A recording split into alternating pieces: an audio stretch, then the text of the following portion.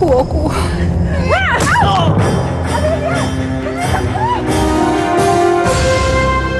Gusto ko siyang makitang unti-unting namamatay dahil sa sakit na idudulot ko sa kanya.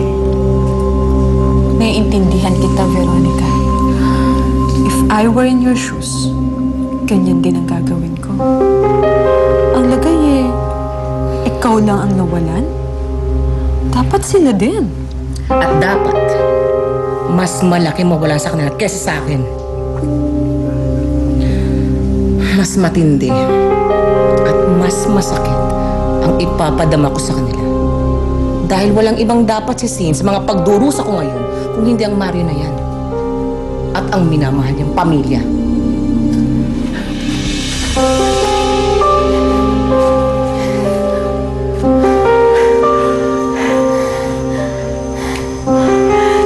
Siguro tayo. Hindi na tayo makikita ng mga sundalo dito. Pahinga na tayo dito.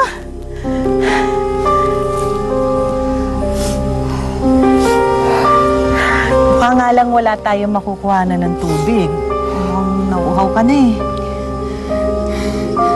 Ayos lang ako, Naomi. Salamat talaga at linigtas mo kanina. Wala yun. Malamang kahit naman sino, tutulungan ka kung sila ang nandun. Tsaka pare-pareho naman tayong gustong makapunta ng Sabah para makapaghanap buhay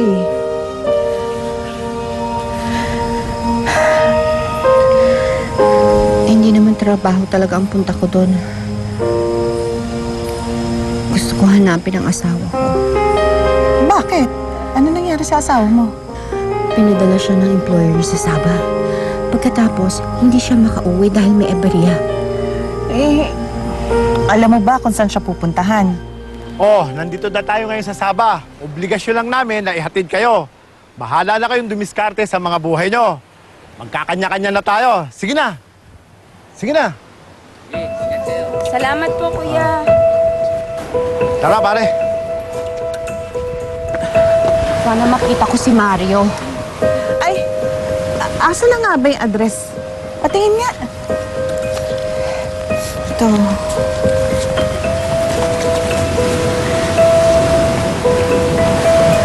Alam mo, parang, alam ko tong address na to. Gusto mo, tulungan na lang kitang mahanap yung asawa mo. Naomi, salamat. Halika na, halika na.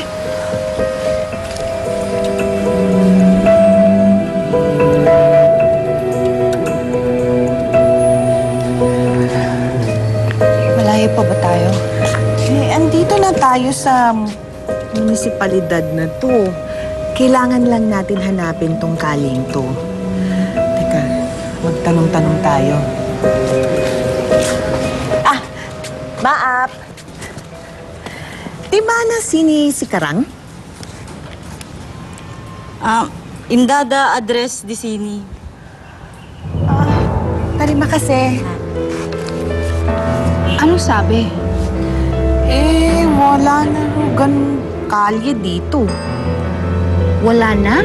Walang kalyeng ganun dito. Ang ibig mong sabihin, wala yung kalye na yan dito sa lugar na to? O wala talagang ganyang kalye? Wala talagang kalyeng ganun dito.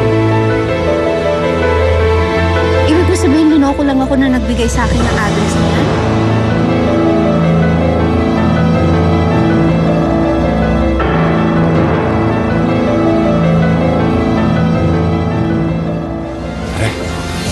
Makatakas dito. Ate, pangako mo na hindi tayo magkakahiwalay ng tatlo. Palagi lang tayo magkakasama. Hihintayin natin si nanay at tatay ng magkakasama.